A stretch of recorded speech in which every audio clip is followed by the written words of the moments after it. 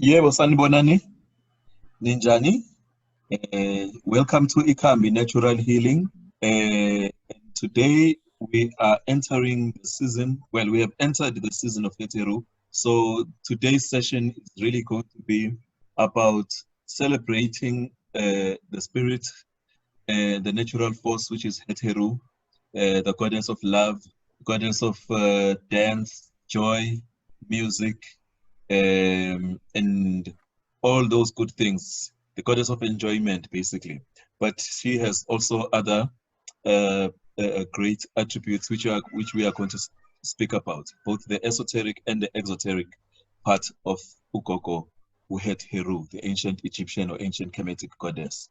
My name is Menzi Maseko, and we are going to do the disclaimer, and then the breathing exercise, or we're going to do a breathing exercise. Yes, first. Somehow, I think Ukoko Nelly is going to be doing the breathing exercise today. I think we honor that. Let her lead that. I think she's good and ready. She looks like the lady on our poster. So, go ahead. Please go ahead and lead us in the breathing exercise as we prepare ourselves for this session. Coco Nelly? No, you. You. There's Nelisiwe and there's Nelly. When we say Nelly, we mean you. Oh, As you can see, ladies and gentlemen, I thought I was doing the today symbology. Apologies. You will do both the breathing and the symbolism. Thank you very much. Okay. I would like for us to just take a few minutes just to invite greetings, everybody. First, before I proceed and start talking to you. Greetings, everybody. Greetings, beloved. My name is Nelly Nkosi. So before we proceed with the session, I want us to invite our ancestors, our spirit guides, into the space so that we don't operate from a place of ego, but rather we let them guide this process and the learnings that we are going to learn today. Can you please put your hands, relax your shoulders, and put your hands as comfortably. If you're sitting down, put them on your lap. And then we're gonna take 3 deep breaths. And then on the third breath, we will let Menzi lead us into the pledge. Okay, so close your eyes and take a deep breath in.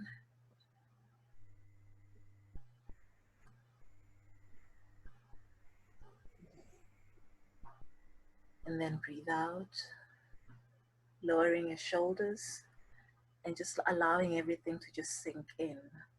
Allow the energy to flow through you. And then take another deep breath. Taking your time while doing this. Hold it. And then release. Feeling the energy go through your body, your limbs, and everything. And then we take another deep breath, taking your time.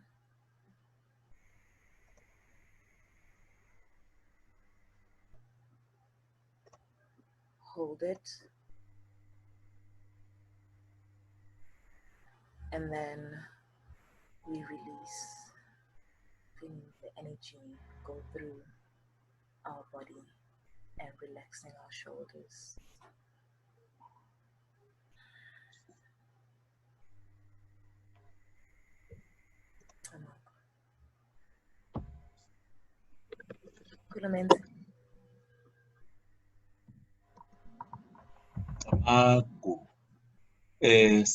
Siyabonga kakhulu. We give thanks for that grounding breathing exercise that helps us to be centered in the now.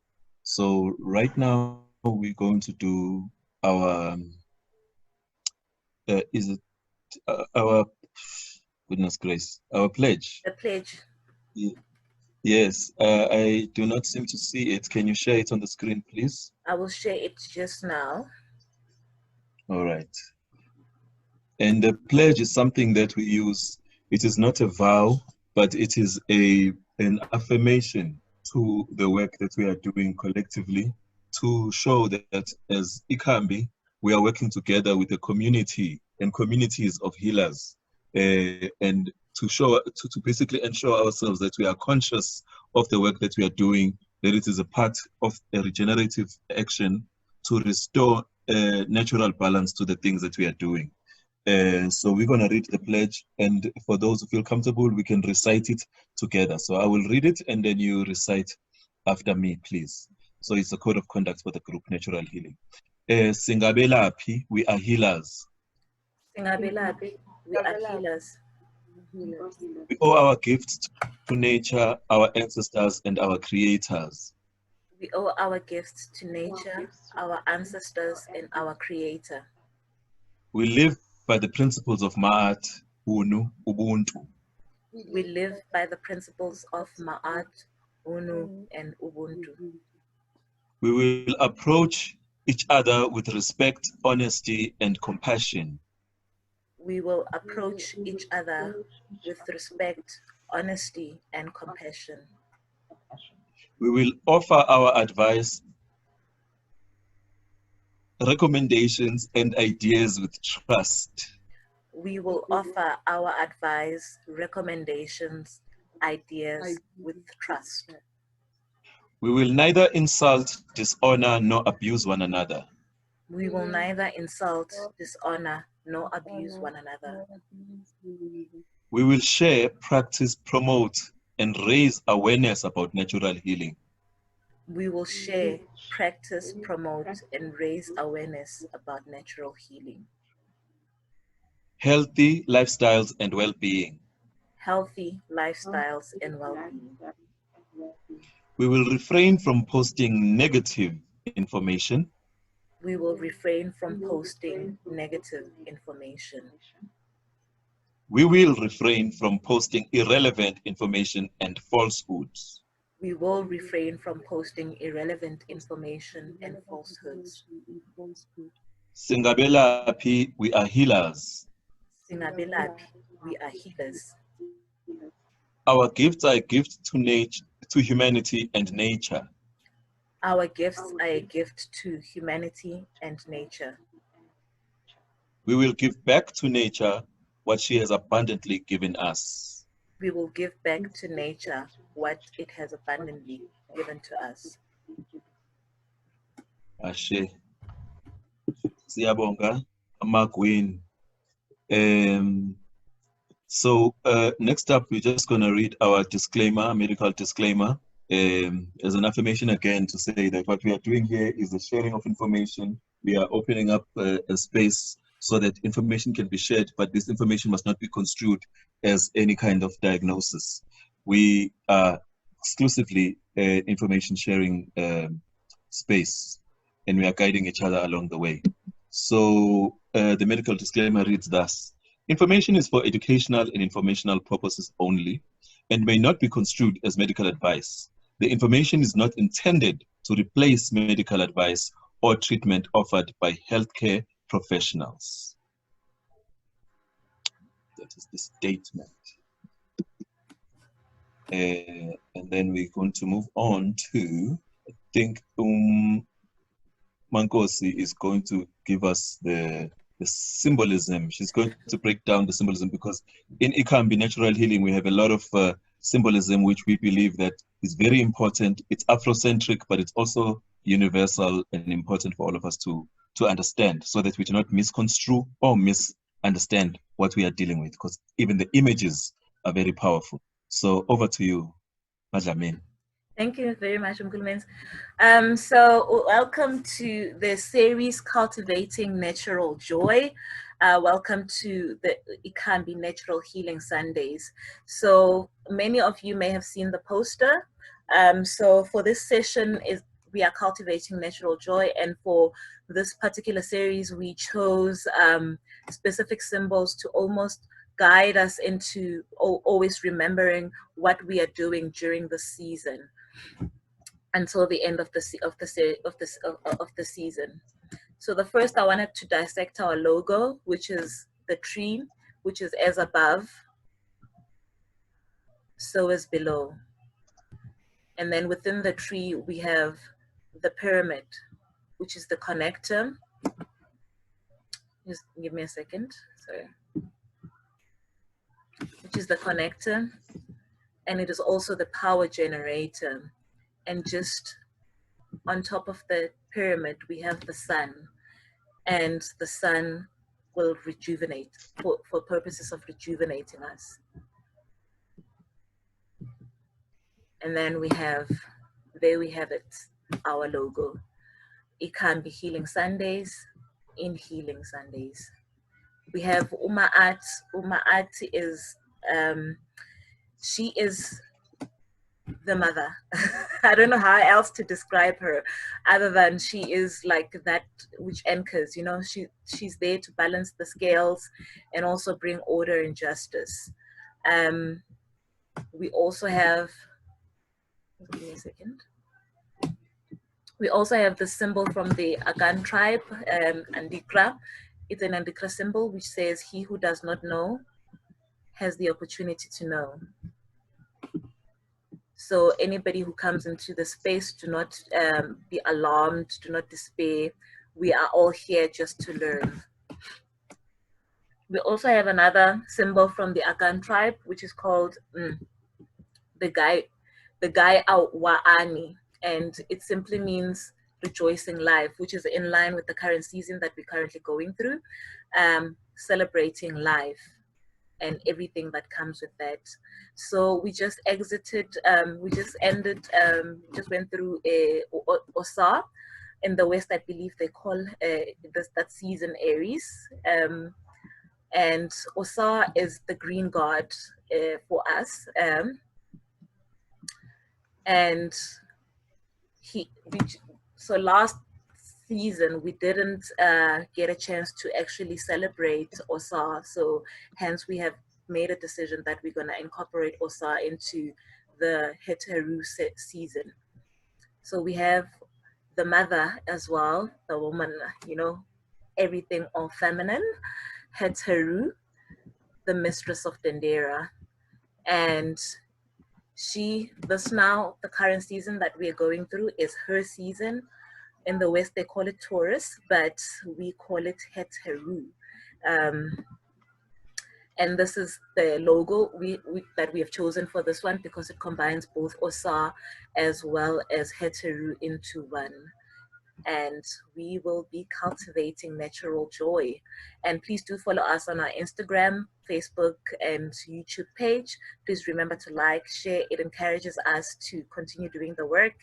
And it tells us, we also appreciate feedback because it tells us which direction that we should be presenting our offerings in and what people actually would like to learn about. And these sessions are not about us, but they are for everybody. So you can follow us on Ikhambi Natural Healing on all our social platforms. Menzi. Yebo. So this, I am here. Yes, this is you. All right. Could you kindly first explain this symbol before I go into meditation and the rest of the presentation? Just give me a second. So this is a symbol from the Andikra. It's an Andikra symbol, which means Mpatapo. I'm not sure if I pronounced it correctly. So it's pacification. It represents a reconciliation. So the knots, it's a peacemaking symbol. It represents the parties who were previously in a dispute, who are coming together to bring peace, peacefulness, harmony, and reconciliation. So it's almost like alignment. Hence the person with the who is in that yoga position there in alignment. All right. Wonderful. Wonderful. That is interesting because even though it's not really quite a digression. What I want to start with is this issue of yoga, because a lot of African people, we are here in the Southern African region. Most people, sometimes when they hear words like yoga, they associate them with India or the Far East, for example. So what we are seeing, excuse me for this, my camera there. So they associate yoga and meditation and all these deep esoteric practices with the East. You know, they associate them with Indian people and Chinese people. But through knowledge of self and through studying the history of Africa, we find that as in Africa as Senegal, we have practices such as certain kinds of wrestling and certain kinds of exercise that go from Senegal up to Uganda, up to Ethiopia. The Oromo people practice some kind of yoga, and also the Oromo of Ethiopia, and also the people of ancient Kemet, ancient Egypt. They have something I think it's called Semtawi. People can correct me about that, the pronunciation. But yoga is depicted on ancient walls. Now, yoga is, the reason I'm starting with the word yoga is because it coincides with what you were saying about that particular symbol, the Andikra, the ancient Ghanaian symbol, of uniting of two parts or energies that were maybe disconnected somehow. So the usual definition of yoga is uniting, to yoke together. Some say to yoke together heaven and earth. Some say to yoke together energies within yourself, to align the energy within yourself so that you are in balance, you are in harmony with yourself and with the environment. So we see that in the ancient walls of Egypt and in some other parts of Africa, these kinds of exercises were depicted already as far as 10,000, 20,000 years ago. Very hectic kind of timelines, long timelines, where African people have been practicing a form of meditation. I call yoga a form of meditation.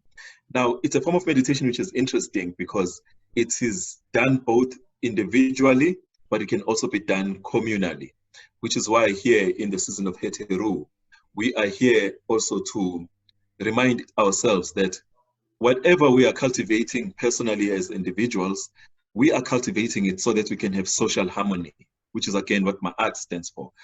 Social justice, social harmony, reconciliation, those who have harmed each other. There's something ngesizulu which is called ukuhlanzwa kwemkhondo, or the washing of the spears, right? Which means the people that have conflicted before, they have a season and a chance to reconcile with each other and make peace with each other. So they can do that in a ritual or in certain kind of rites that are done communally. But at first, they must start with themselves, with accepting that there needs to be a time for the washing of the spears, nokugezana izandla, to wash each other's hands. And also, some cultures take it further to say we can wash each other's feet. So, as far as I'm concerned, this is all part of yoga. This is all part of meditation. And I was going to say that yoga is a form of meditation which it incorporates movement, which incorporates dance. Some forms incorporate forms of music or sound, vibration. And it's all done by the individual, but it can also be done communally. As some people have seen, I'm going to associate the Far East again, because we are interrelated. There's an intersectional relationship between ancient cultures. People have seen Abantu from the Far East doing Tai Chi in the park. People in Taiwan, in China, in various parts of the Far East, Asia, doing yoga in the park or in a natural setting or in a temple. Maybe hundreds of people, maybe tens of people. That form of, it may be a form of exercise and a spiritual practice. But here in Africa, or in Southern Africa, I'll speak specifically for Southern Africa, we do imigidi. I don't know what you may call it in other tongues here in the South, but umgidi is a gathering where people are dancing together in the same way. Eswatini khona umgidi during certain rites and so during certain customs, whether it's a marriage or whether it's a celebration of some sort, or whether it's umhlanga or other celebration in Nwala, you find Onumkhosi woselwa here in Southern Africa, in South Africa. These communal dances, most people may not associate them with spirit. They think, oh, maybe it's just a communal cultural thing. It's traditional dance. No, it's not just traditional dance. It is the thing that links us here on the terrestrial plane with the heavens. So, mawubona abantu begida doing certain things together. There is a give and take. There is a time for people to dance individually, but there is a time for them to join the procession. Those processional dances are part of what, for me, what I call the hetero spirit. It's part of what brings us both together socially, but also bonds us, makes us part of the community that is in harmony with its culture, in harmony with its past, and in harmony with the spirits of celebration. So we must always keep that in mind. I'm associating what is happening in the East with what happens in the South. I hope that made sense. Is there any questions before I just go delve deeper into hetero specific?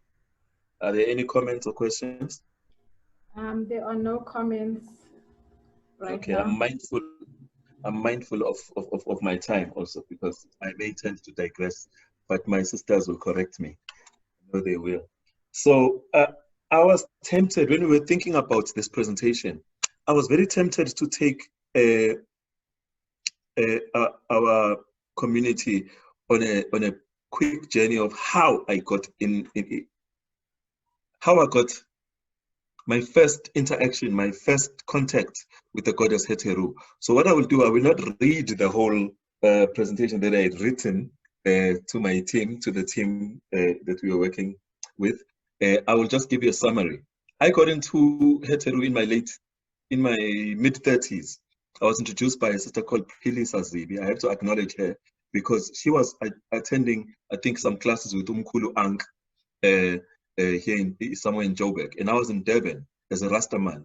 But as a Rasta, I was always seeking other forms of spiritual cultivation. So she introduced me to the tarot system. So she was attending a school by Mkulu Ank, but that school is based on something called the Osar Oset Society.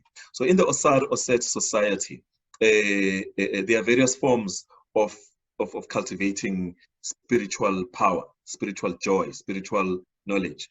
And one of them is the oracle reading. Some call it the tarot card. But in the oracle of the Osar Oset Society that Sister Pili Sazibi introduced to me, she had this deck of cards, like tarot cards, but in this deck of cards, which she helped me, she asked me to shuffle and pick some. They had all depictions, you know, like the ordinary playing cards, but in these playing cards or these tarot cards, there were depictions of African goddesses and gods, so to speak, which I discovered that the word god itself and the word goddess is not exactly appropriate. They are called neteru, and the word neter basically means natural force, a divine natural force. So amongst the cards that I picked, I first picked the card of Osar, and then I picked the card of Heteru. So I had to ask for an explanation. What is this Heteru?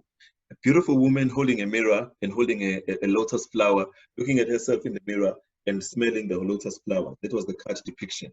So as she was explaining to me what does the card mean, it inspired me to go learn some more. I won't go into the very details of what it meant, but it basically means this is a goddess of beauty, of dance, of aesthetics, you know. So I had to go do my own research, because in African knowledge, holistic knowledge, what we learn is that you cannot be given, we don't just open up your ears and just flood you with information.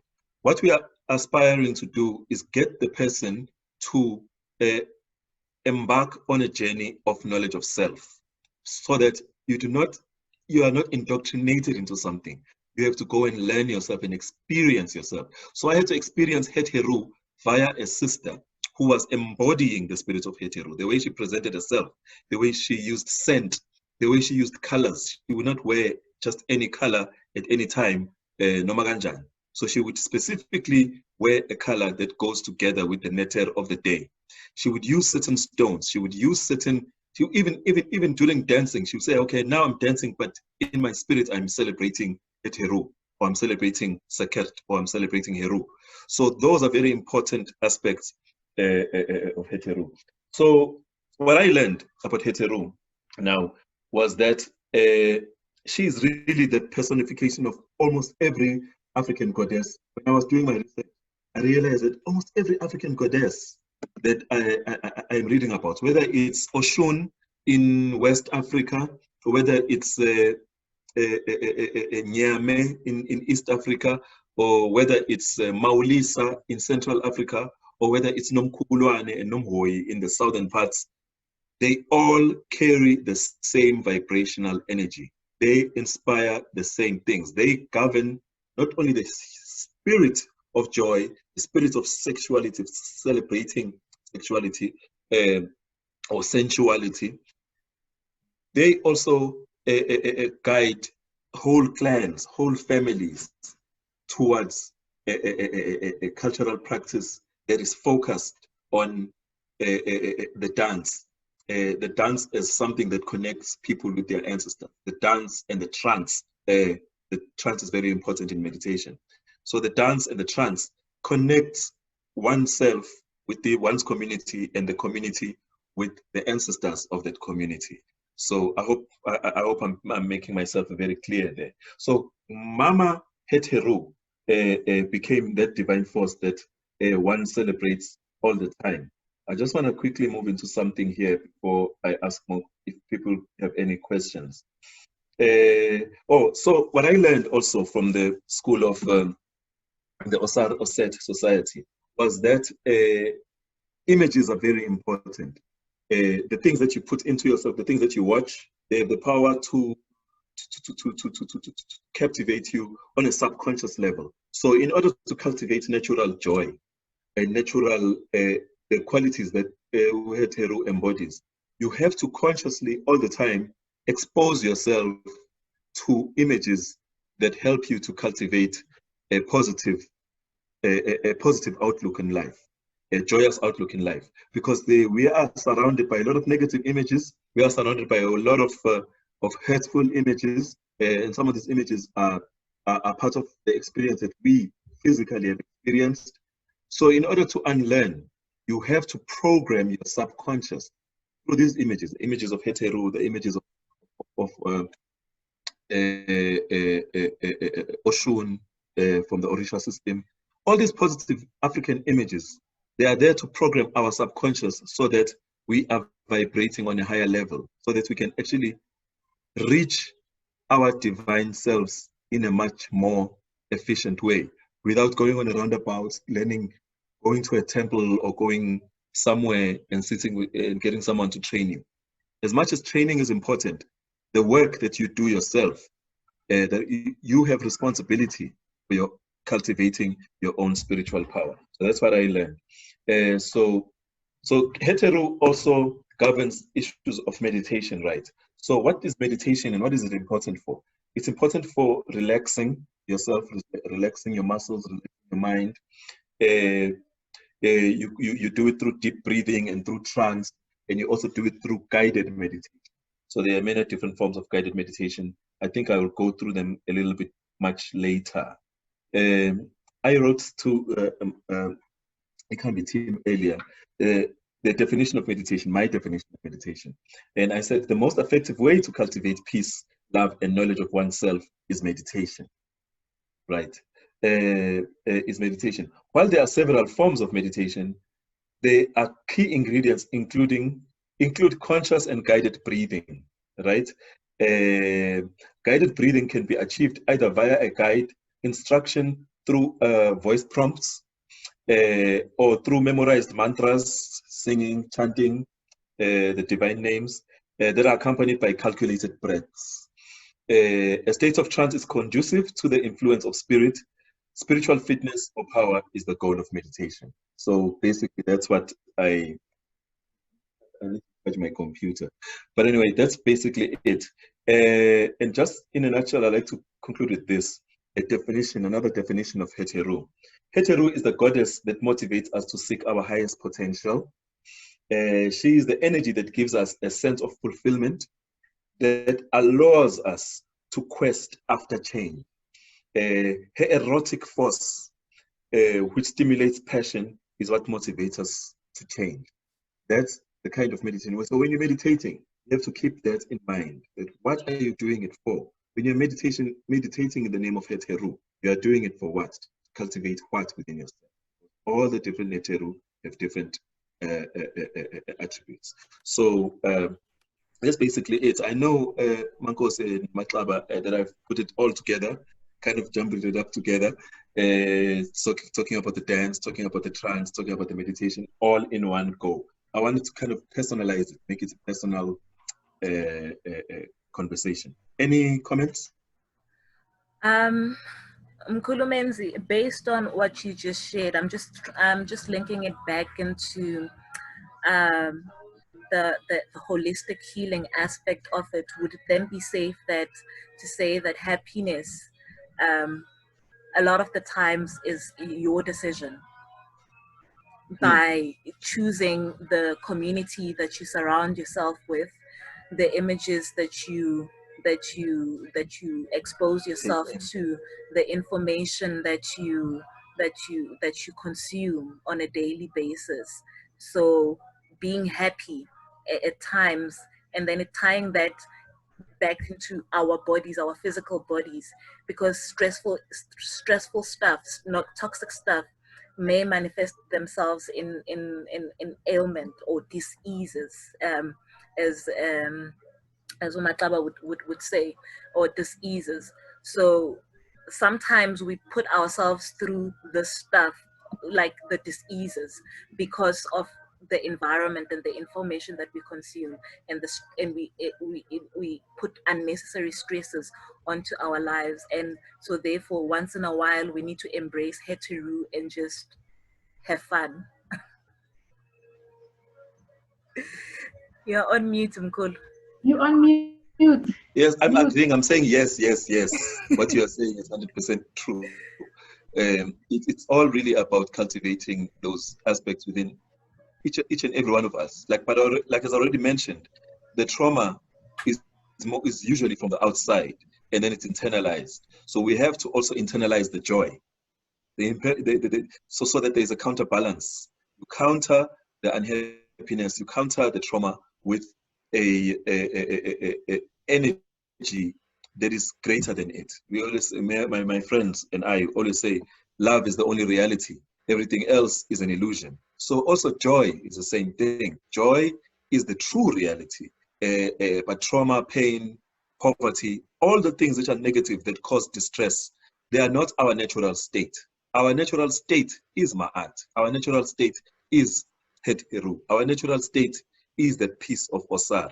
So anything else is just a part of the human experience, but it also helps us, all the negative experiences, no matter how traumatic, they help us sometimes to remember that we are not the body. That is an important part that to hold on to. That in Zulu, we don't say umuntu is inyama, is dumbu nje inyama. But the person is the spirit. Umphefumulo is the word that we use, right? So now when we already spoke about breathing, conscious breathing, and we do all this breath work. All that breath work is part of the spiritual practice of feeding the real you.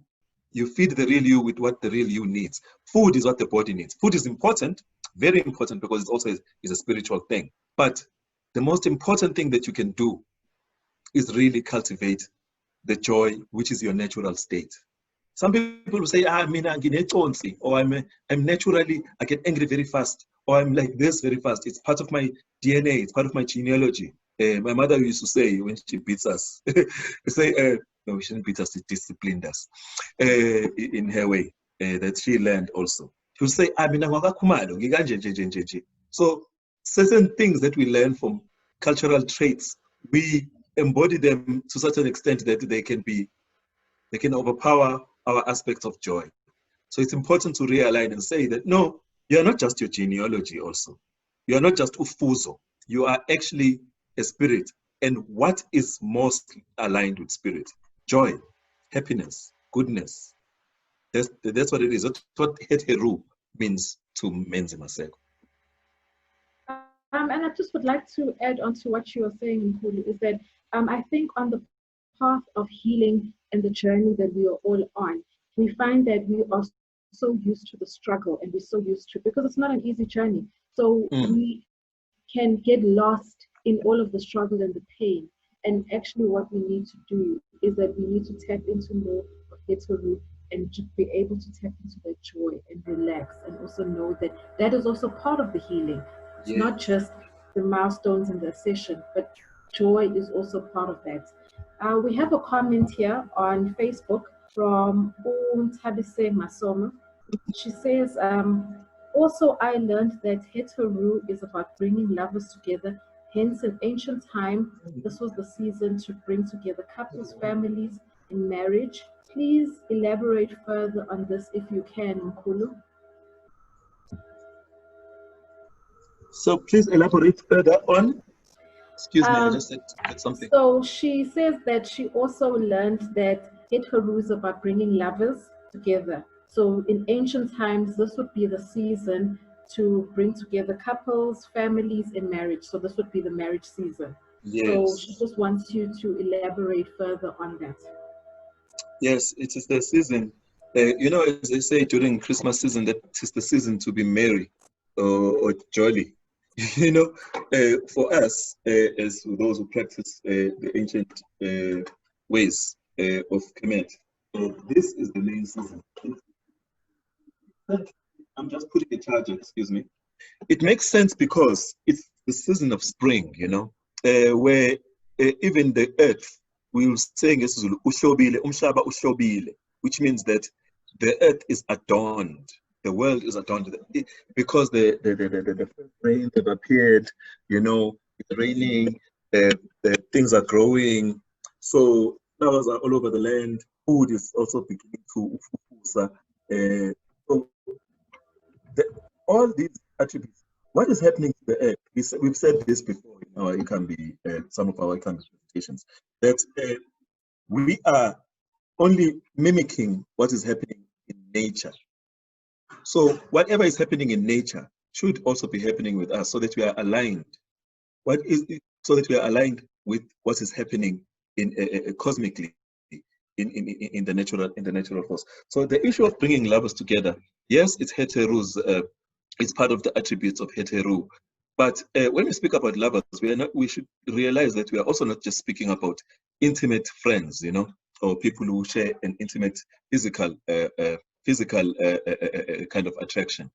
We are speaking also about, you know, intimacy is very intricate. It's not just about just sexual pleasure, as much as that is important, but it is not about sleeping together always. It is about cultivating the eroticness even within yourself, cultivating that ability to be loved, ability to be loving, ability to be even sexually not fit but healthy, cultivating a healthy mental sensuality, a healthy sexual imagination, so that even when you get together with somebody else, you're not going to somebody else in order just to fulfill a fantasy that you learned from TV, or a fantasy that is you learned from some traumatic experience. You see, because that happens a lot. People get together and they're lovers, but both of them are detached from the real meaning of their energy exchange, because that loving, the sexuality and sensuality is a physical energy exchange. But there's also an energy exchange that should happen before you even reach that level, before you even meet another person. So Kutiwa Heteru is also the goddess of sexual healing, right? So the sexual healing, all I'm saying is that the sexual healing happens before you even meet the other person. You do not heal. You can heal together if you are both aligned, if you are both balanced together. But you must first heal within yourself. Have a healthy appetite for sex. Don't have a diminished one, and don't have a hyper one, so that you're not a problem to your partner. Basically, you must not be a problem of excess. It must also not be a problem of lack of enthusiasm. There must be balance.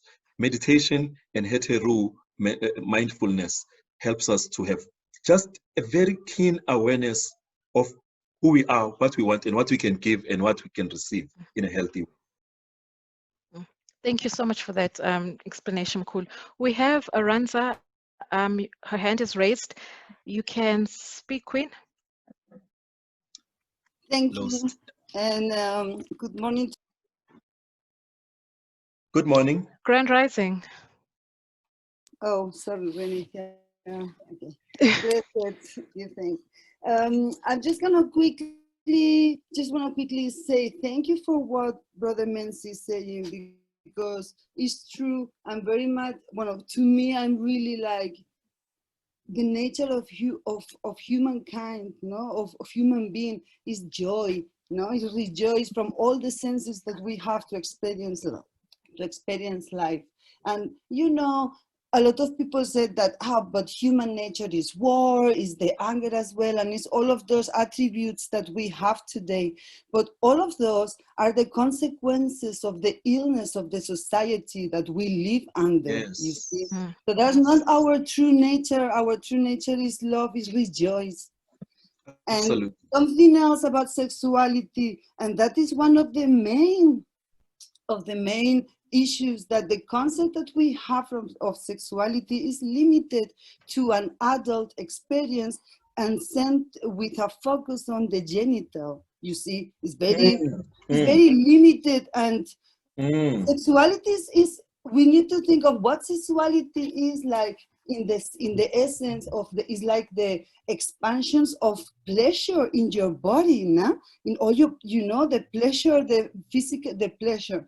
Sexuality and orgasms have a really important part in our body and in our society, because they actually activate the auto-regulation of our body to heal itself, to be in the maximum potency or possibilities.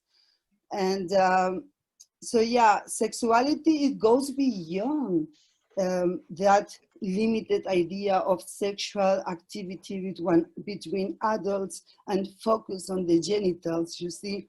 So because if we really think of it, and I don't want to make this thing long, this is something we can talk all the time, but maybe the first relation that where we have that physical pleasure is in between the baby born and the mother. So that's why I say that the sexuality, the essence of sexuality goes beyond. So yeah, that's kind of limited and even sick idea that we consume through television, through whole of Babylon ways to manipulate our essence and our minds, you see. So thank you. I'm very so glad about this. I'm really enjoying this talk, and give thanks. We continue. I don't want to take much of your time. Thank you, I.N.Healing. Thank you. Thank you. Thank you, I.N.Healing. No, very great contribution there from Sister Aranza, especially because heteru also touches upon midwifery. She is the carrier of the resurrected God, per se, the carrier of the resurrected Osar. She becomes the midwife. But also, you see, in the ancient temples in Kemet, heteru would be celebrated not just through dance, but through the rituals and the training that midwives, those who help women to give birth most naturally and most in a more pleasant way. She is the goddess that governs issues of midwifery. I would not like to touch too much on that, because I have sisters that can also speak to that aspect. But just lastly, I want to touch on the issue what Aranza is talking about. Uguti, sexuality is not just about sexual organs. It's not just about the sexual activity. It begins at the stage where the intimacy between child and mother. But it also begins with the intimacy between child and father, whether it's a girl child or a boy child. Our experiences are formed. Our not just experiences, but our attitudes and our behavior is formed from a young age. So it is very important to guide our children, to guide even those who take care of, even if they are not your birth children, to guide them, to give them a healthy, to guide them through a healthy attitude towards sexuality, their own sexuality, and also get them ready for the time when they have to experience sex as adults. So you give them the right tools, spiritual tools, and also psychological tools, because a whole lot of everything is happening in our heads, not just in our, even whatever is happening in our on our sexual organs. It's also it starts in the mind. The battlefield is in the mind. You have to win that battle in the mind before you even deal with everything else. You have to decide if you're having a good diet. You have to decide who you engage with intimately. But in those times where there is a discrepancy or there is a violation, you do things with someone does things to you which you are not willing to do, but they happen anyway. Heteru also guides us back to health. Heteru helps us to heal. You know, the study of Heteru, the observation of the Heteru principles helps you to heal from traumatic experiences so that you can find yourself back to the cosmic dance, into the joyous dance of life, which is enjoyment. Thank you so much for that explanation. Cool. We have a question from Uvu Yukubeka. She says, Molweni belaphi siyabulela. Okay. And it says, can you please share with us the origins of marriage? The idea of marriage has been soiled and is not necessarily respected anymore and is often a form of possession. What is the Kemetic frequency and belief of union? But it says the question has been answered live. So, Nkosi? Nkosi can start and I can just end it maybe there. Okay. So that we can No, I didn't answer it. It was to remove it as an address, as in it has been addressed. You have asked Menzi. I would like Menzi to answer this question, but Mina, based on Imfundiso and based on what I understand, is that marriages is not just about the two people coming together, but the union of the families, especially in my own tribe. Menzi maybe will expand from a Kemetic perspective, but it's the union of the two families and an expansion of the family. And it's not just about those two individuals that are actually getting married. Hence, and all that stuff that we do during the marriage, all the marriage ceremonies. Menzi, would you like to expand on that? Yes, it's 100% true. The marriage in the African context, and I think also in some other cultural contexts too, it's not marriage just between two people.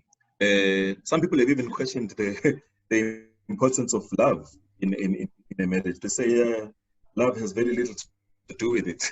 It has a lot to do with the procreation. You know, these are different approaches. Some people say it's not just procreation, but it is the uniting of the two different families, two or more, by the way, families, or not just productive.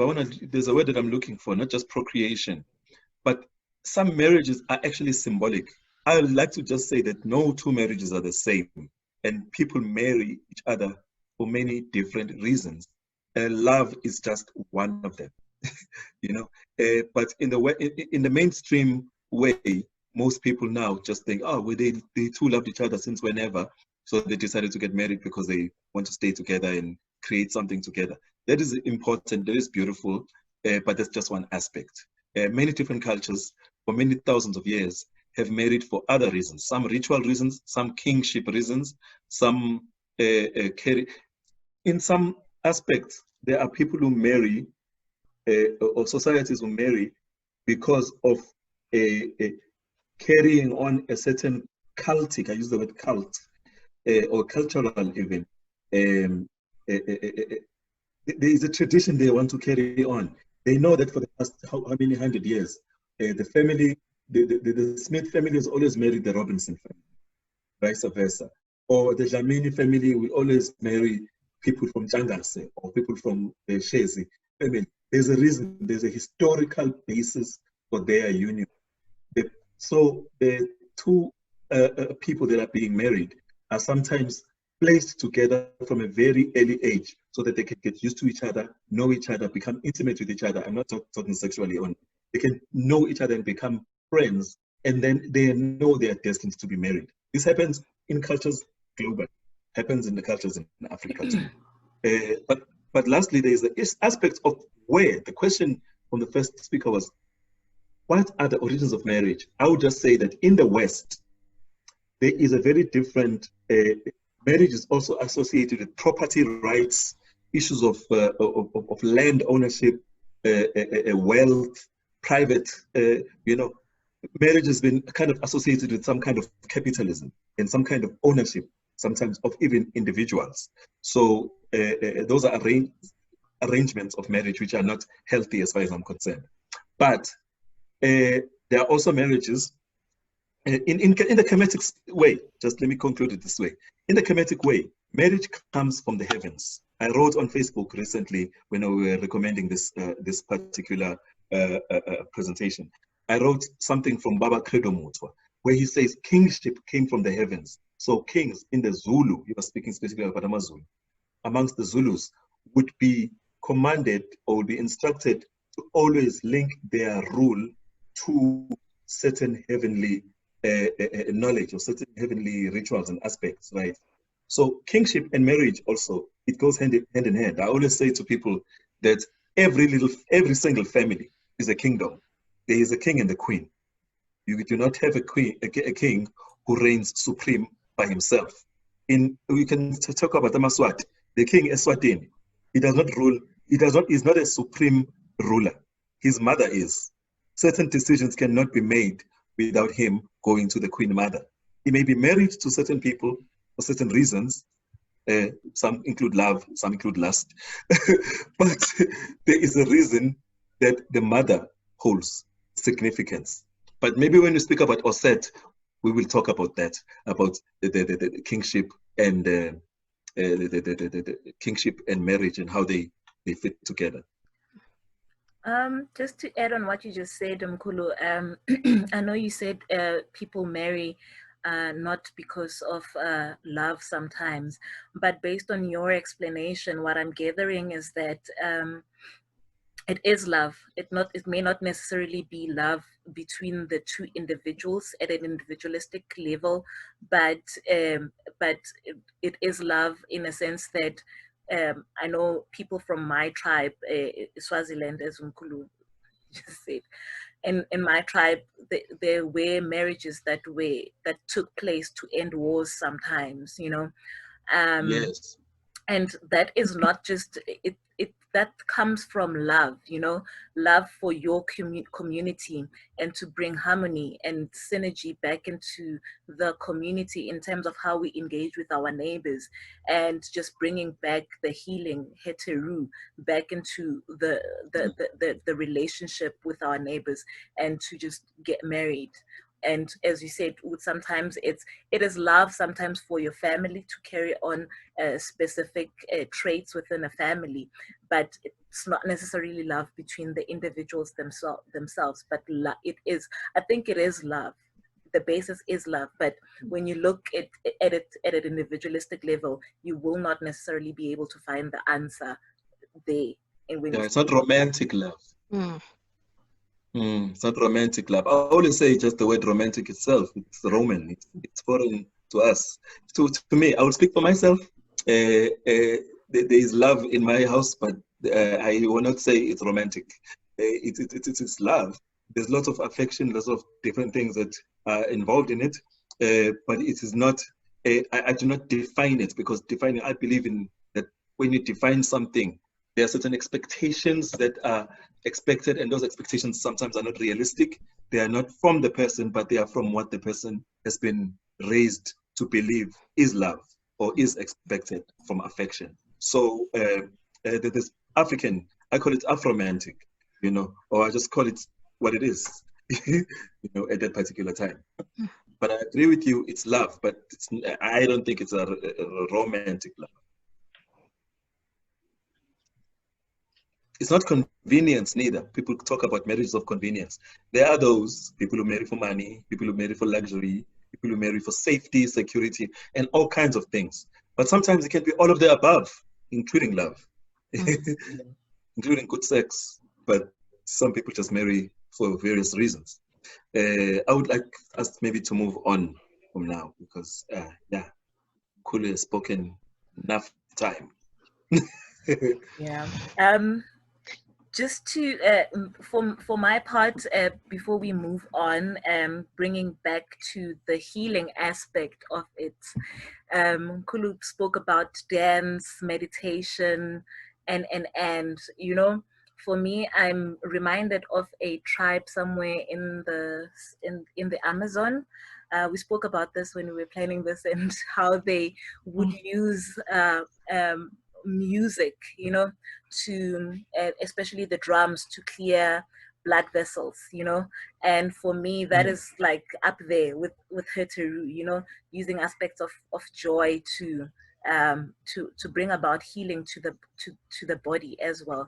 And I think also dance, actually all aspects that incorporate, like art in itself, you know, art, dance, music, has a way of bringing healing to our bodies, because we release certain hormones and estrogen, yeah, endorphins and things like that. Thank you, Mkhulumens. Ayisingisa kusona sakithi. And we will move on to Xaba, who will take us through some of the things that we can incorporate into our environment, to bring about, just to, as Menzi said at the beginning, that what you expose yourself to, you know, has a way of changing the energies around you. And happiness is a decision sometimes, you know. Yeah, Xaba is going to take us through some of the crystals that we can incorporate to bring about the happiness and joy. Thank you. Thank you so much, Nkosi. Greetings, everybody. Igama Nelisiwe Xaba. I will be sharing some crystals that are quite beneficial to use during the season of Heteru. So Heteru would have started 23rd of October till the 23rd of November, and that's the season that we speak of right now. So as we know, Heteru is she's just the embodiment of divine feminine. So the great mother, and that is symbolized with her and the cow, which is for fruitfulness and fertility. So the first stone we'll actually look at is her stone, so which is a turquoise. I'm just going to wait for, okay, so the screen is up. So turquoise, so that is the crystal for Heteru, and it's basically the very name turquoise means to bring joy and happiness, and it represents wisdom, tranquility, good fortune, protection, and hope. And it has a very profound power to protect, and that is also speaking of her mother energy that she brings. So it's a tranquil energy, and it's associated with endearing love, as you would find in your mother. So the turquoise crystal rules the throat chakra, and as we know, Heteru is Taurus, and Taurus in the human body would rule the throat. And when we speak of the throat, and we speak of the throat energy point, which is commonly known as chakra, we speak about expression. And with Heteru, we speak about creative expression. We speak about joyful expression, and being able to tap into that creativeness inside of you and bringing that out. So we would think about poetry, we would think about music, we would think about just speaking and praising, you know. So this would be such a good time for your artistic expression and showing that. So the use of the turquoise stone, it's just about and all the stones that I'll speak about now, it's just about boosting that Heteru energy and then starting to embody it, incorporate it into your everyday life, especially in the season when her energy is so high. We will move on to the next stone. So all of these stones are basically about bringing joy and happiness. And now we have Ocean Jasper. So Ocean Jasper lifts your spirits and generates optimism and confidence. So this is an excellent healing stone that will encourage you to have a feeling of just this joy and just elevate and pick up your spirits if you're feeling a little bit low. And this is also quite, and I'll just show you now because I've got it here. So I hope you can see it clearly. So what is really nice about Ocean Jasper is that it is a water crystal. So you are able to work with water energies. And Heteru, because she also works with the moon and draws so much energy from the moon, working with Ocean Jasper is going to just enhance that, because this is a really good water energy stone. So what Ocean Jasper also really helps is, again, it will aid with your communication so that you can speak more positively, and it can allow loving feelings to be expressed in whatever you say, because that's also another thing, is that when you speak, let it be loving, let it be soft, let it be tender. And if you feel that you need a little bit of assistance, Ocean Jasper is going to be really good at that. So I've incorporated something new this week in also starting to have affirmations for the different crystals. So with Ocean Jasper, the affirmation that you can use is saying, I appreciate everything life has to offer. And you can use that information when you're in meditation. You can actually drop the stone in your water bath and bath with it.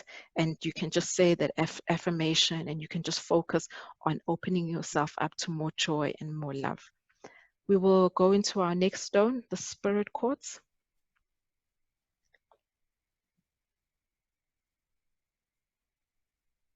Okay, we'll go Opalite. I thought it was going the other side. That's fine. So with Opalite, I've also got it here. I hope you can actually see these clearly, but if you can't, I will take a picture after the presentation, and I'll share all of these. So Opalite is... You can put it closer to your camera. I've just spotlighted it. Oh, yes. Okay, you can see that. Okay, awesome. So I hope this... So this is Opalite, which is a subtle yet highly energetic stone. It's basically the stone for joy. So it's a wonderful, serene stone. It's about calming yourself. It's about bringing up joy and putting you into a very relaxed state. And it removes any energy blockages that you might have. And it's very good in helping you with transitions of any kind. So when I say transitions of any kind, on a daily basis, we are going through different things, and be it death, rebirth, and that's also very much Heteru energy, is that she's about death and she's also about rebirth. And it's not always about leaving your physical body in terms of a death, but it's also in just different things that are happening in your life that you need to let go of, because it's very much a releasing season. It's about releasing things that are holding you back, that are blocking you from being able to tap into your higher self of joy. So that is also so the stone is actually going to help you really well with those transitions of being able to let go, of being able to let go of the people, the things, the thoughts even that you've been having that have been holding you back. That is Opalite. And the affirmation for Opalite, I'll just put it here, is I allow joy into my life. The next stone. The next stone is Spirit Quartz. So this is quite a nice fun one because it looks like a little fairy. It's actually called fairy quartz because it has intense field of energy vibration. So I will hold it up here. I really hope I'm doing a good job at this for you guys to see. So this is how Spirit Quartz looks. So there are different variations of Spirit Quartz. So you will find strawberry quartz, you'll find citrine, you will find clear quartz, and then you'll also find smoky quartz. So they still carry their original properties of what that stone is, but they are just further enhanced because they are in a cluster and they're in a spirit quartz view. So spirit quartz is a very powerful stone that has very high vibrations, and that's what we're trying to do by cultivating natural joy. We're trying to raise your vibration. You're trying to allow more joy in and more love in and more happiness, and that comes if you're not feeling low. And this also aligns and purifies. The nice thing about the stone is that it aligns and purifies all your energy points, so all your chakra systems. And in fact, the spirit quartz can also unlock your crown chakra, your soul star, and higher crown. So now this is way past the 7 that most people normally know. And of course, it will also open up your third eye. Spirit quartz also radiates powerful energies and vibrations in any direction. So what that also means is that it's very good and useful to use it in combination with something else if you want to just elevate and bring whatever else that you're working on to more of a focus, and spirit quartz will help you with that. The affirmation of your spirit quartz, you will say, I've listed 2. I am aligned and balanced in love and joy. I am radiant. So I will just touch on the other stones because we've spoken about them in previous sessions. Please, can you go back to our previous recordings and you'll be able to get in depth on this. And that is your rose quartz. So I tried to have some of them. So we have here rose quartz, and rose quartz is just helping with all kinds of love. And when I say all kinds of love, it goes back to what Mkhulu was saying, is that we don't just look at romantic love. We also look at friendships. We also look at your family, divine love, self-love, because all of these things are very important. And that's the type of love that you want to harness. I feel that sometimes we focus too much on the singular love, and we need to also be looking at your community and healing that through love and extending your love field. And then the next stone is citrine, and citrine helps with happiness, abundance, and a clear vision. And once you have all of that, you always feel that you find that you have more.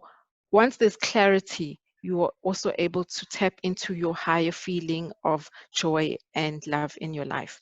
The next stone is your tiger's eye, which lifts your mood and gives you courage. And the last stone is your clear quartz, which we've spoken quite in depth about in previous sessions. And this is basically the master healer stone. So this is a stone that is going to amplify any other stone you're working on, and it basically raises the vibration in all your work that you do, be it meditation, be it just walking around and having the stones close to you. One thing I'd like to add, I touched on a bit that Heteru works with the moon energy. So we are heading into this coming Saturday, which will be the 31st of October. We are going to have a full moon in the sign of Taurus, which is in the sign of Heteru. So what this full moon will be bringing and asking us to do is to do some deep releasing of anything that is blocking us and holding us back from being able to enjoy our life and celebrate our life. So this is also a very good time to do a Thanksgiving and really get into meditating on being thankful for where you are, letting go of anything that is stopping you to getting to the next level of your spiritual growth, of your healing, of anything else that you feel that is holding you back. So the full moon will enter South African time at 4:49 p.m. And this will be from there on, the energies will be at its peak. And it will be very nice to incorporate a relaxing evening bath and add your stones. So you can add your ocean jasper in there. You cannot add turquoise into water, but you can have it around your bath. So there are stones that can't be immersed in water, but you can have them around, and then make sure that that's also touching onto working with that energy. So it's a very good time and very much about being aligned. So very exciting. And you can also charge all your crystals in the full moon. So that's going to be quite explosive. And this is a very nice, powerful full moon, because it's called the blue moon because it's 2 moons in 1 month. So earlier on in October, we had a full moon, and now we had a full moon in Aries, and now we have a full moon in Taurus.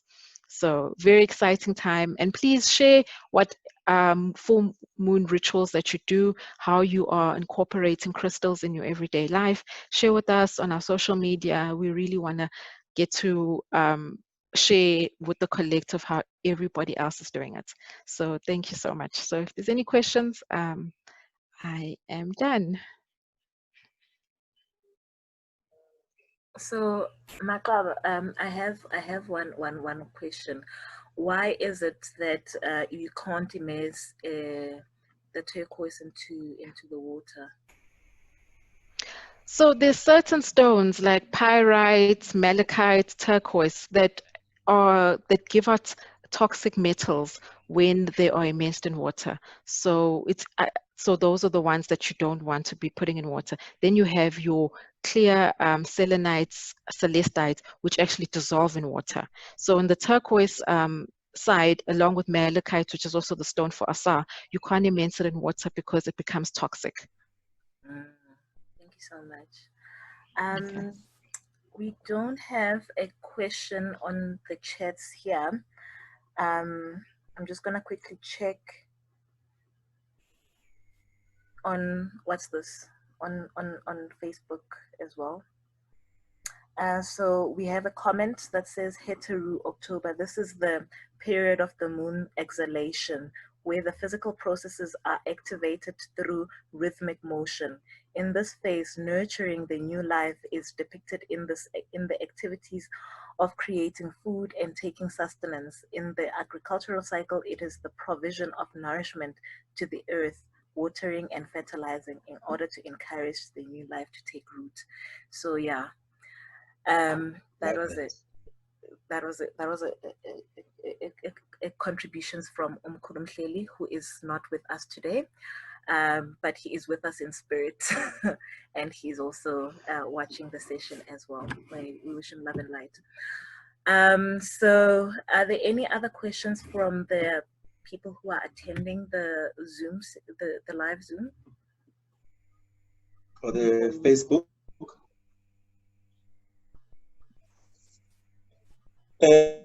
I'm just grateful. It's just a comment for the presentation, Maklaba's presentation. I've been collecting stones since I was a youth, but sometimes you just don't know what you're collecting for until they say when the student is ready, the teacher comes along. So we are grateful for the teachings. Now I know exactly what to do with certain stones.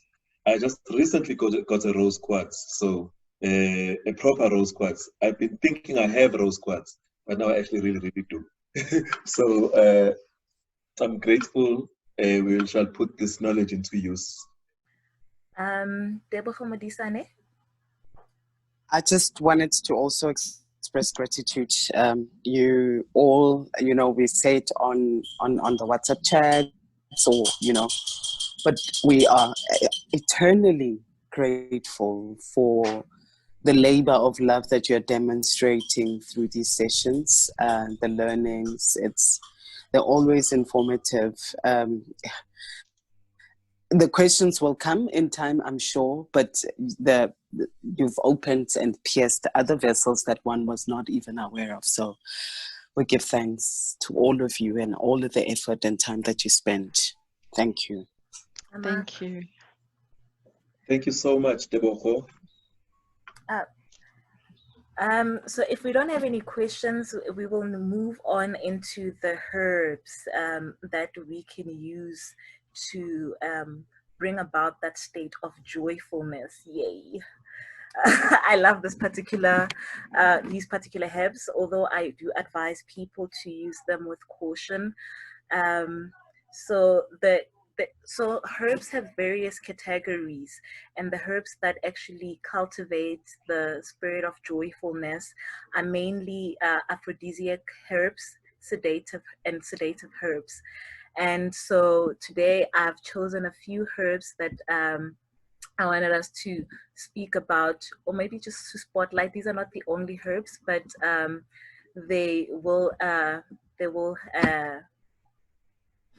get you onto that direction. You can also Google or search for aphrodisiac herbs or sedative herbs. And why sedative herbs? So sedative herbs help you relax in some way. You know, they act as a natural painkiller, and as well as they relax your muscles and they bring you about a state of calmness. So the first herb I wanted us to touch on is the chamomile. So chamomile looks a bit like feverfew. So the difference is in the smell. The difference is in the smell. So if you don't know, I remember I made a note. I just can't remember now which one smells mintish and which one doesn't. But chamomile looks a bit like a feverfew. So what chamomile does, sorry, Coco, it is the feverfew that smells mintish. I think I remember us having that. Yeah. Yeah. So thank you, Gogo. It's the feverfew smells a bit mintish, and chamomile doesn't have that mintish smell. So that's the only way. Even when you look at them, when you have them physically, it's very hard to tell the difference. So you have to be very careful that you're using the correct herb. So chamomile brings about a state of calmness, you know, and it makes you relaxed and centered, and in a way you are able to invite that sense of that state of joyfulness, because you can't be in a state of joyfulness when you're thinking about 10,000 things at the same time. However, what you need to be careful about when using chamomile is that it does lower your insulin levels. So for the people who are using a diabetic medication, you might want to use chamomile with a bit of caution. And it does also help, speaking back to the fertility aspect of Herteru, it does also help with menstrual cramps. If you're a person who suffers from a lot of menstrual cramps during a period, you might want to consider using chamomile to just relax, because it relaxes the muscles, and therefore it helps in terms of relieving some of the muscle cramps. It's also it's a very Heteru, it's about beauty, you know, as well. So this herb can also be used as a face wash. So if you use it as an infusion, it's very good in terms of dealing with acne and that and minor cuts as well. It promotes healing of the skin, so it will make you glow in essence if you use it as a wash. And if you have like a bit of canker sores in your mouth, you can also use it as a mouthwash to clear off those canker sores. You know, sometimes we find ourselves in a space where the most tiniest thing will make you uncomfortable, especially when you're in a crowd. The season of Herteru is about engaging and socializing with people, and imagine having to smile and being invited to dinners and you're unable to smile because you have like these canker sores in your mouth. So your chamomile is your go-to. It's one of, it's not the only, it's one of your go-to herbs when it comes to relieving some of that. We've spoken about the cautions, which is for the people who have diabetes. Does anybody want to add on chamomile before I move on into the next herb? Aranza? Very quickly. Where I live, there is this kind of chamomile. You see sometimes chamomile called like matricaria, and sometimes chamomile something else. So there is this bush, very low bush here that grows in the hills, that smells very not minty, but very like camphor, you know, very that freshy smell. I was very close to this plant, but I didn't really know it, but the smell is familiar at that camphor smell.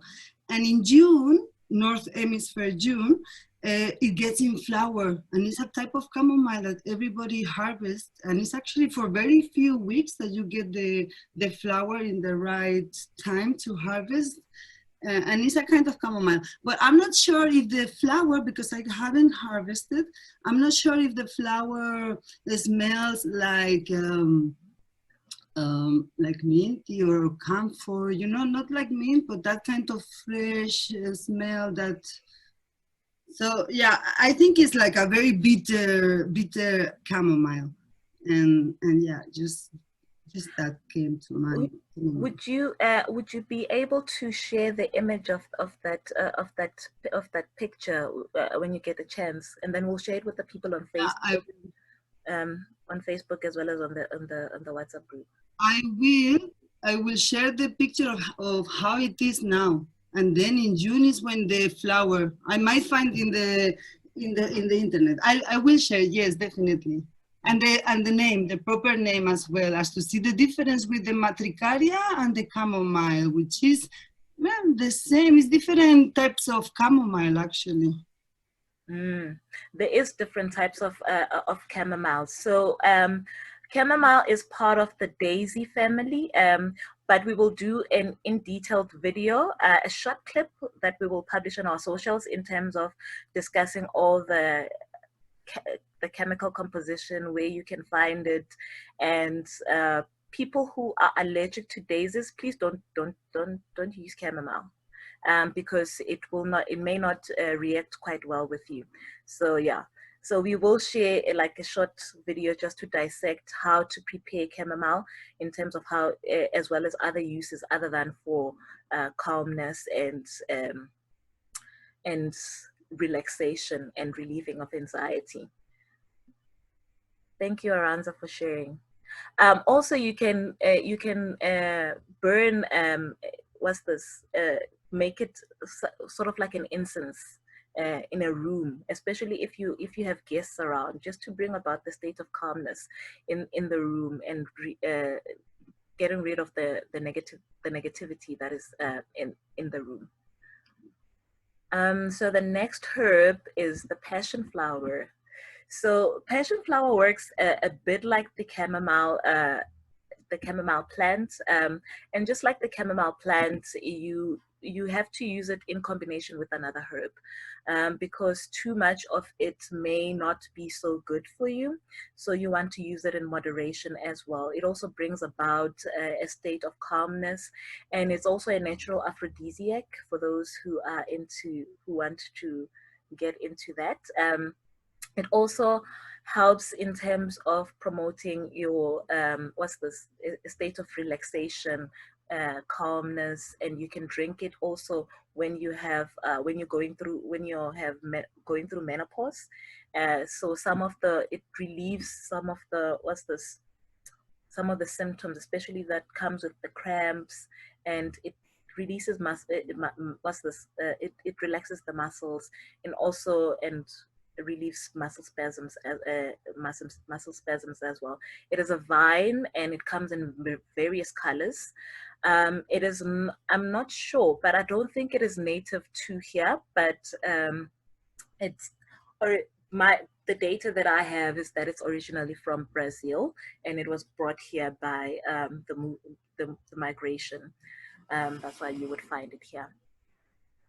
Are there any questions or additions? Like all sedative herbs, just a side note, like all sedative herbs, please do not take these if you're going to go through surgery, because there is such a thing as oversedativeness. Dr. Lina explained it quite well during one of our last sessions.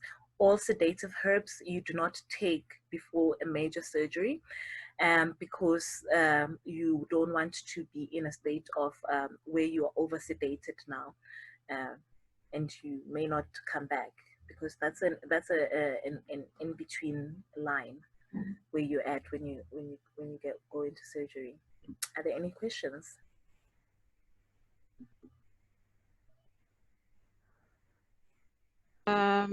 No, I'm not picking up any questions on my side. Okay, thank you. And then, of course, the marula is the next plant that we're going to talk about. We cannot talk about heteru and not talk about the state of intoxication. So the marula plant it grows mostly in southern Africa. So you would find it in Swaziland, Botswana, as well as in parts of KZN. So mainly it's like a southern hemisphere plant. So what this plant is, it's when you ferment it, it gives you a nice alcoholic beverage, but it also has nutrients within it.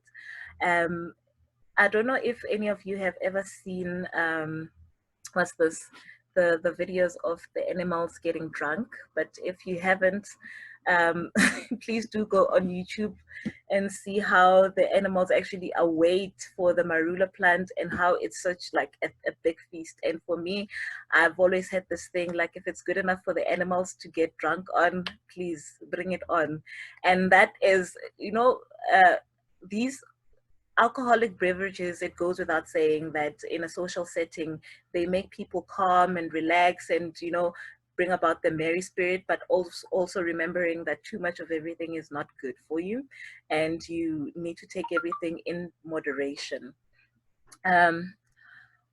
What I also want to say about this, I don't know, this has not been tested, but the people of Limpopo swear that it also helps in terms of your libido. And anybody who has information about that, please do share. It's not recorded in any of the medical journals. So it also helps in terms of your libido. But it would make sense because it promotes blood circulation, and therefore any blood circulation, and it also would also help in terms of your boosting your libido. So yeah, are there any questions in relations to the marula plant?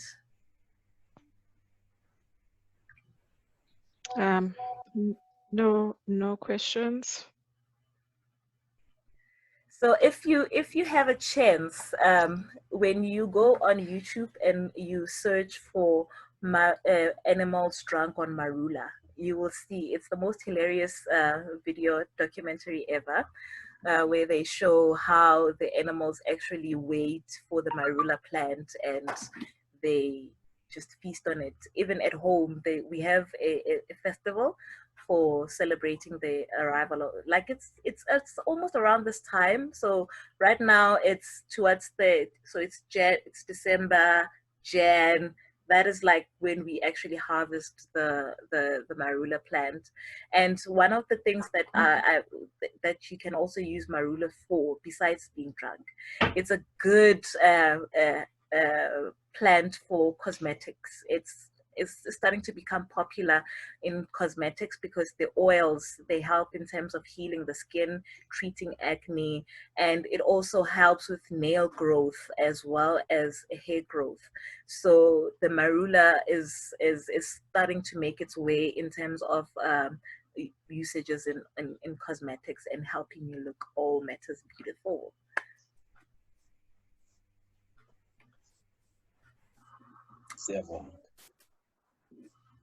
And that, I think that if there aren't any other questions, I think I saw a message. Okay. If there aren't any further questions, then it brings us to the end of our session. And we are now open for general questions in matters related to Heteru, the mother. I have one question. I actually forgot to share the other herbs. Oh, especially ganja. But I have one question before you go on with the herbs. Sorry. Before you go on, please, can I just ask this question? For anyone who's listening, we often speak about the god. Someone asked on the chat about, do we have any other southern goddesses that are related to Heteru? But that's just from the Gweni perspective. I'm asking people who speak Sepedi, people who speak other languages, African languages. What other goddesses do they know that are reflected in Heteru? Setswana, things like that.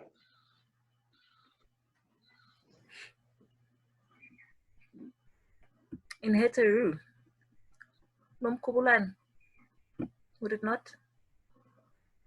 Not. What's your question? No, you asked, are there any other gods or natural divine forces Was that the question? Yeah, that's the question. Abatwana beSuthu Bapedi, do they have also others who are like hetero? Like for example, we speak about Ma or Nomboy. Nomoi. Other people have the same, or not really. Like Oshun in Nigeria, there's many others. I mentioned different ones from. I think when my presentation I spoke about Northwest, Southern Africa, but I was speaking from what I know. Aranza? Very quick. Okay, this is not in Africa, it's here in the Iberian Peninsula in Spain. But before the Romans and the Greeks and all of this, they came to our coast, the Phoenicians or even the Cartagineses, which were from North Africa, they were there. And in this area, there has been found in the late 1800s, was found like a bust of a woman with a lot of necklaces and a lot of decoration, you know. And actually later studies have found that it was as well to keep ashes, you know, probably from dead people. And it's related to Ator, which is Het Heru in the Egyptian as well, and it's actually very interesting. I just read it before we started the session, so I'm gonna research more and share with you guys, because as well I found another way that Het Heru was as well worshipped here in the peninsula. So more times, and with time and when I research a bit more, I share with you. Excuse me, Aranza, when you say peninsula, whereabouts in Spain are you exactly? So, okay, right now I'm in the Mediterranean. You see, I'm in Denia, which is close to Denia, which is a very old port. And this is the area where the first Cartagineses, they were from North Africa, they settled here. The reason why the Roman, they conquer the peninsula, it was because they fight with the Cartagineses, which they were based here in the Mediterranean area where I stay now. So yeah, very interesting, because I never knew, only today I read that the Cartagineses, they were from North Africa, from what today is Tunisia. So yeah, and then I found about this place, which is this old bust that was found with the woman. It was the goddess of the death and the resurrection, nature, as well dance and things like that. Very similar to what I was reading from Het Heru, the things that that you guys share. So very nice. That's why I was saying today, I like it a lot, the session for today, actually. Thank you, Aranza. So Good I wanted thanks. to share, based on what Menzi just, Menzi's question earlier on the WhatsApp group. Nyemudzai said that among us, we will associate heteru traits with manjuzu, which is music, wine, and dance. Manjuzu, I'm not sure whether that is a deity or a god or no, natural force. it means mermaids. Mermaids. Injuzu. Which also correlates with Heteru and the moon energy. And Oshun. Yes, and Oshun from the waters. So in my words, I always say that we can all, working in terms of spirit, sometimes you always think that you have to be serious. Like when we say you have to do the work, you know, you have to be serious and do ABC and ABC. Sometimes you just need to go and play with the other kids, you know, and that is part of the spiritual work, you know. But everything has its own place and its own purpose, and too much of everything has a tendency of bringing an imbalance in one's life. So once in a while, it helps to go and play with the other kids and choosing natural joy in the process. And you can't say that we never gave you a beverage to drink and we never said anything about beverages.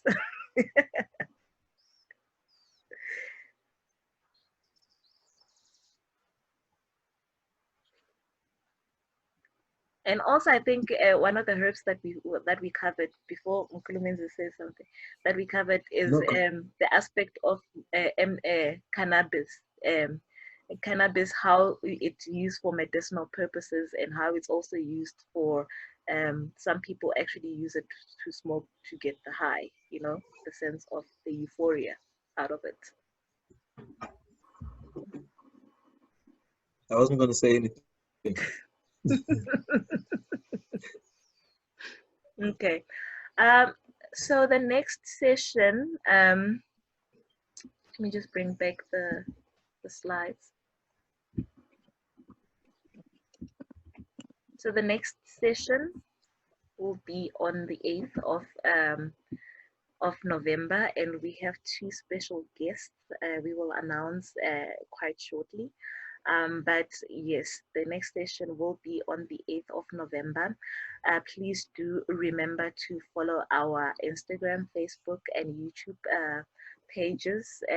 Follow and also give us feedback in terms of what you would like to see. And maybe you may have additional information that you can add in terms of what the season actually means, the season of Heteru. So yeah, we would very much appreciate some of that information and that learning. We are all here to learn together.